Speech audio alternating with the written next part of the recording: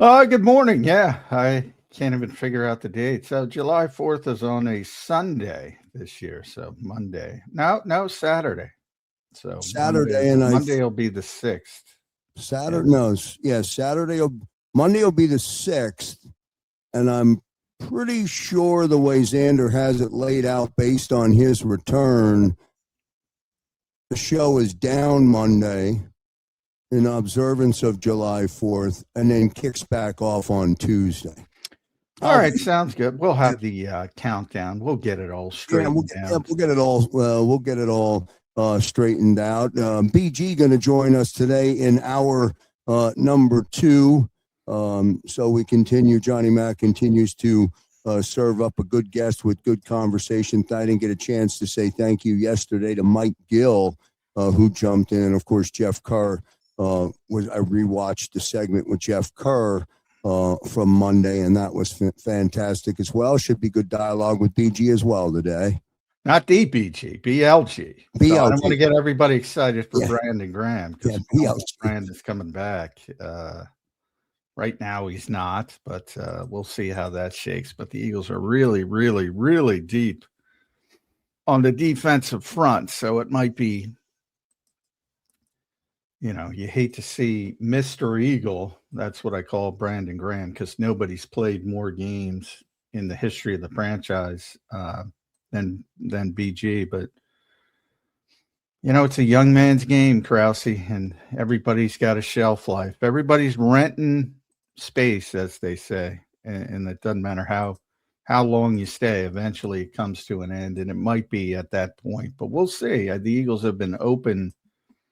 And Brandon obviously wants to continue playing. He's still effective in short stretches, but I think it'll depend on injuries. If somebody gets hurt, then maybe he comes back. If everybody's healthy, it's going to be difficult to fit him in. If the Eagles can't fit him in, does he sign on elsewhere, John? No.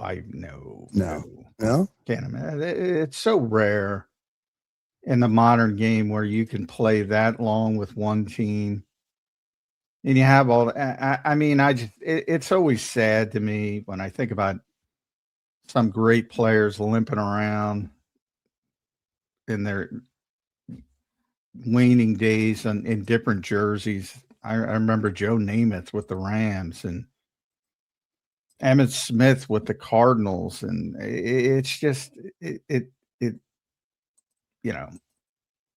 never say never, but I don't think BG wants to do that.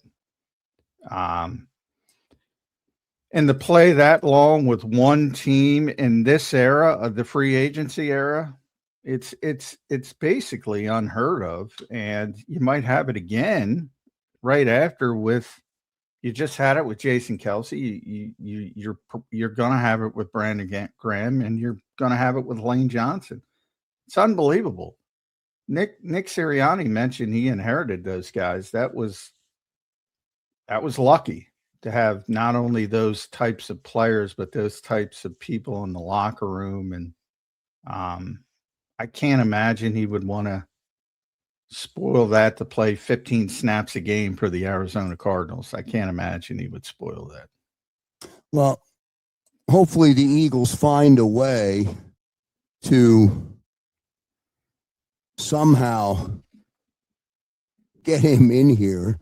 Although I guess, as you said, it would depend on injury, because there really is not a roster spot available for him right now. No, there isn't. And the Eagles did a much better job getting depth on the edge. They signed Arnold Ebiketie in free agency. Then they recently signed AJ Epinesa. Now Brandon played a lot of defensive tackles, so he's versatile, but that might be the deepest position on the team. Jordan Davis, Jalen Carter, Moro Jomo, Byron Young, Ty Robinson, and now you have to find a spot for Uwar Bernard as a developmental project. So Going to be very difficult to find a spot unless there's an injury and you need somebody to play. Like someone, obviously, Uar Bernard's not ready to play. So, if you need somebody to play in those 15 types of snaps last year, Zadarius Smith was here and unexpectedly retired, and that's when the phone call came. Would have to be something similar. I don't think anybody's retiring this time, but injuries, season-ending injury, something like that. And I know it feels good to say, all right, just keep playing as long as you want to, but I don't think that's the way you can do it in the NFL. You can't have that mindset. You have to always be trying to get better. Well, somewhere in the universe of balance, when a player is able to establish that tenure with one organization, as you said, during free agency, I'm hopeful that he finds a way to make it back, or gracefully, calls it a day. But if he doesn't want to call it a day, I'm hoping the Eagles find a way to put him on the roster and let him take his victory tour and then call it a day at the end of the 2026 season, which would make it his 15th season, right? I think this would be 16. Okay, 16 season. Okay. I think let me see. 1, 2, 3, 4. Last year was 16. This will be 17. 17th season in the National Football, which is already a franchise record. 17 seasons, the games played franchise record.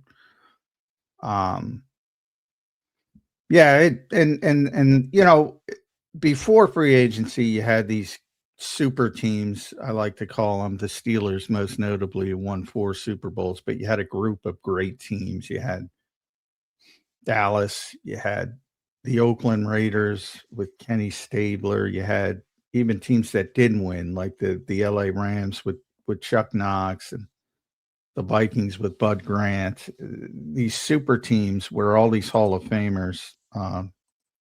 You knew you would get them and they'd be together for basically 10 years because there was no free agency. They were basically the property of the team. And if they wanted to play, they had to play for the team. You had some trades here and there, but very rare. Now there's 30% turnover every year in the NFL.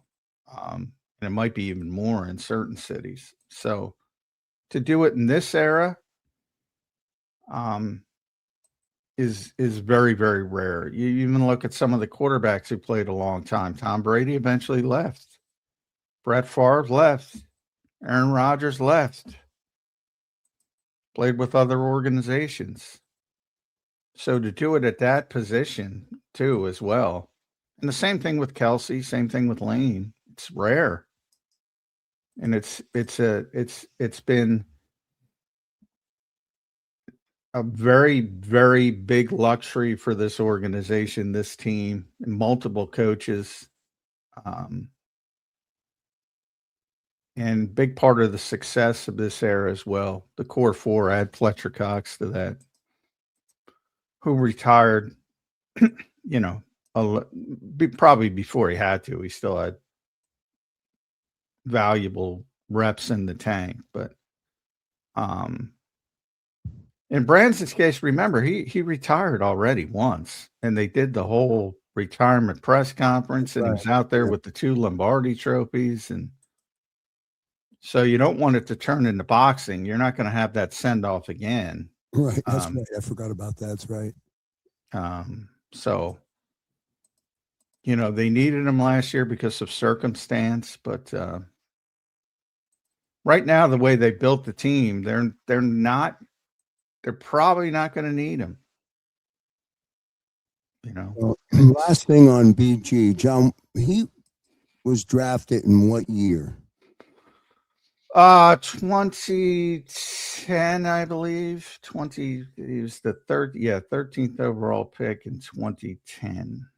So my one BG story, when he arrived that year, we were on location. I got to find the video. I know I have it. Of course, we weren't using iPhones back then. It may have been like a flip phone or something. So I'm not even sure.